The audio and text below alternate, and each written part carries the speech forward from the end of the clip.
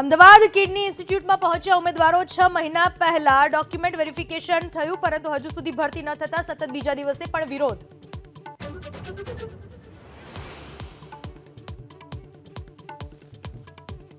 Surat railway station ઉપર 7મી ડિસેમ્બરથી platform number 2 અને 3 થશે બંધ.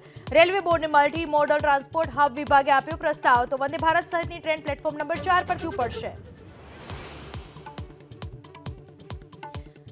સુરતના કોન્ટ્રાક્ટર કનૈયાલાલના જામીન નામંજૂર. છેતરપિંડી કેસમાં બોગસ પાવર ઓફ એટર્ની બનાવી 2.92 કરોડની લોન લીધાનો આરોપ. નયનાબેને નોંધાવી હતી ફરિયાદ.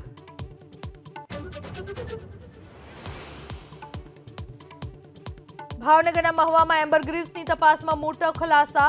15 કરોડના એમ્બરગ્રીસ કેસમાં પોલીસે કરી વધુ 3 આરોપીઓની ધરપકડ.